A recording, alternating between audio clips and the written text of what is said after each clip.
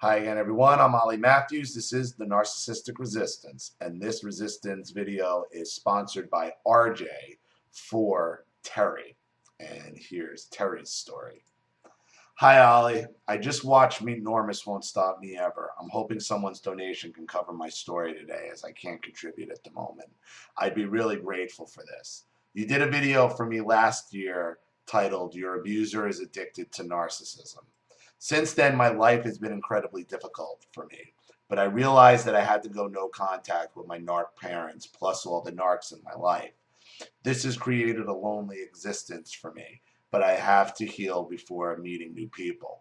My parents will not accept no contact. My mother has been ringing in the middle of the night, 2 a.m., and leaving pathetic messages saying she loves me and misses me. My father has been emailing me, saying he has cancer and saying my mother misses me terribly and can I please call her. I ignored all the calls and emails, but then I just had to send the email below last week. I'd love to know your thoughts. Email to Narc Father.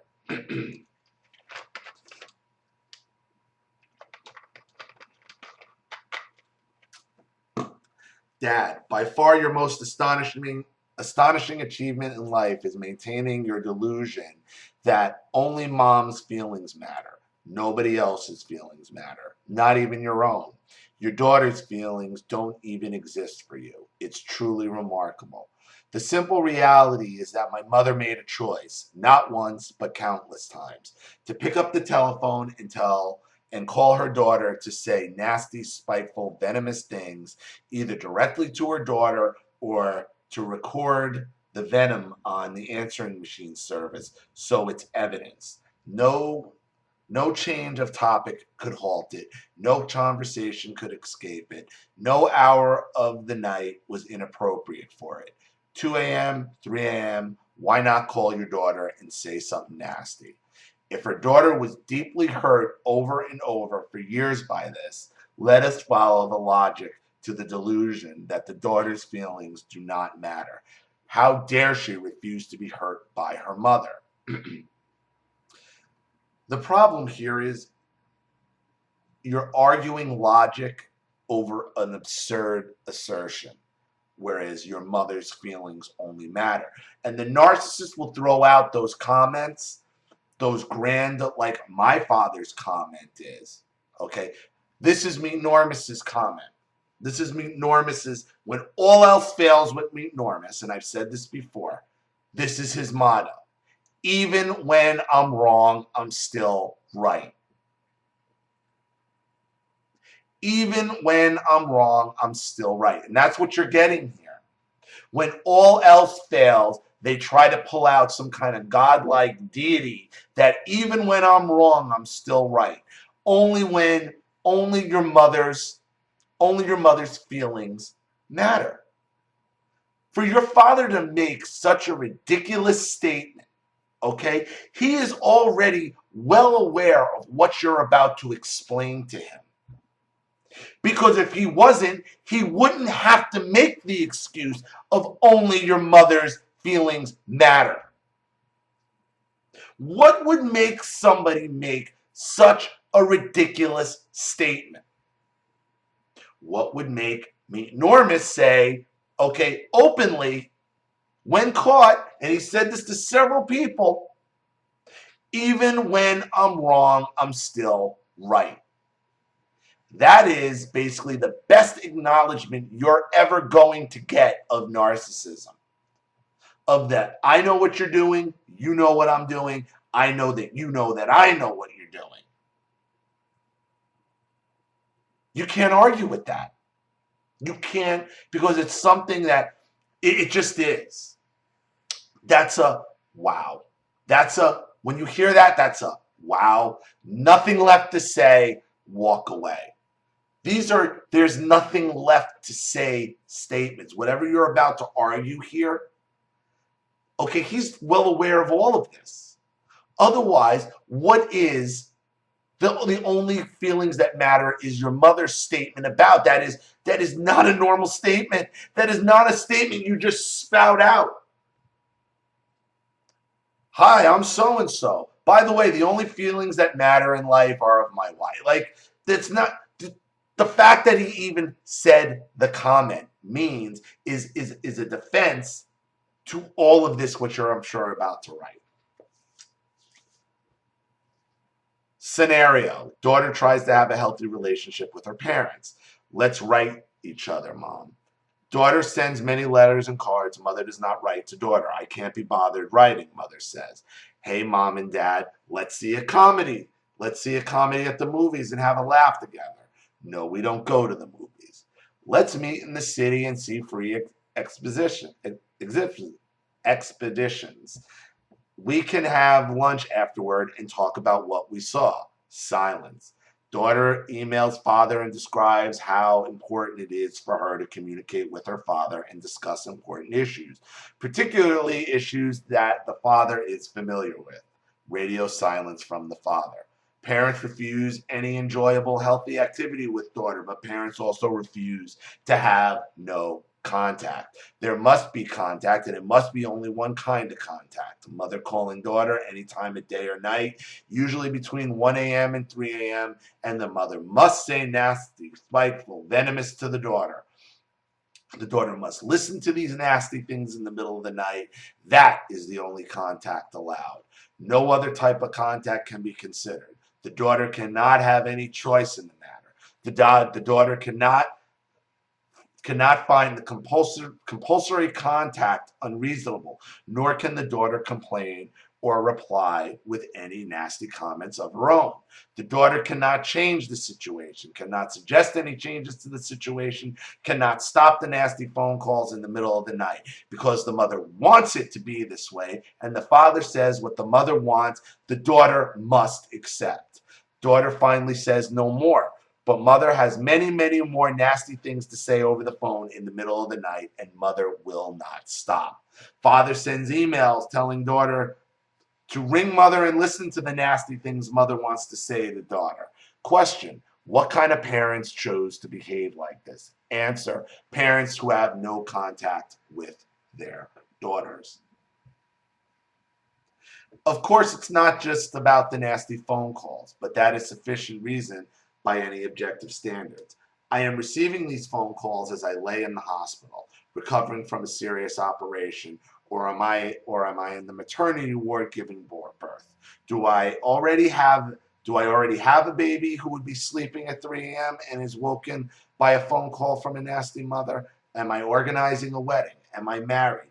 Does the 2 a.m. nasty phone call from mother wake my sleeping husband? Am I asleep at 2 a.m. so that I can get up for an important job? Am I seriously ill with a physical health condition or mental condition? Could the housing organization have moved me to an alternate accommodation again because public housing tenants have assaulted me or raped me? Have I reapplied for my PhD and am writing it at night when my mother wants to be nasty? Or is it writing the novel I've been working on for years? You have no fucking clue whether all these things were actually happening or not. But it wouldn't make any difference at all, would it? Terry's life means nothing. Mother wants to say something nasty, and that is all that matters. In the silence of my absence, you will learn that your daughter has feelings and your daughter's feelings matter. Of course, you can always tell anyone who will listen that your daughter is crazy, mentally ill, borderline personality, bipolar, totally insane, because normal, sane people wouldn't have a problem with nasty, hurtful things being said to them, would they? I know that you understand what no contact means. Actually, I learned about it from a book titled You're Not Crazy, It's Your Mother. Daughters can feel crazy and even diagnosed with mental illness when they have a crazy mother, especially when she's married to an enabling henchman, the covert narcissistic type, camouflaged by the hysterical, histrionic displays of an overly narcissistic wife. Someone once told me the problem is that you're too intelligent for them, Terry. That was always the problem, wasn't it? Did you know that there's internet channels for adult children of narcissists where people like me describe what their parents did to them and play recordings of phone calls from their parents? Sometimes they video themselves talking and use their real name. Sometimes they don't show their face and disguise their voices. Sometimes they just write anonymously. I haven't decided which one I want to do yet, but I do know that your complete lack of respect for my reasonable, polite request to go no contact is really starting to piss me off. I also know that you want to maintain all of your other delusions, like being a high-ranking, decorated soldier, like being a man of integrity, being a loving father, having a marvelous wife, having a loyal wife, and so on. No contact is the only way to maintain those delusions. And more importantly, no contact is the only way for me to recover from your delusions and insanity. You should focus on enjoying your retirement with your wife, doing all those fun retirement activities, seeing your friends, all the things people do in retirement. I'm not asking you for anything. I'm not demanding anything. Not bothering you. Not disturbing your retirement with your wife. I am doing what you told me to do. Don't ruin my fucking retirement with your mother. Could it be that you don't understand a simple concept like no contact? Do you need aged care services to visit your home and assess your ability to live independently? See if there's any senility, mental illness, alcoholism, obesity, complete lack of physical activity, exercise, festering bed sores, and/or other unhealthy daily living issues. Perhaps an aged care facility is necessary now. You demand the right to behave reasonably, yet you expect reasonable behavior in return. That is not logical and not intelligent. End of email. Ali, thanks for all your work on this channel. Your words, energy, and resilience are inspirational. Best wishes to you and Charlene. Terry. Well, Terry, I will tell you this. Everything you wrote, your father already knows. They already know the reasons why. They just want to be right. They just want their way. And when they say ridiculous statements like the only feelings that matters are your mother's, or even when I'm wrong, I'm still right, that is a last desperation tactic.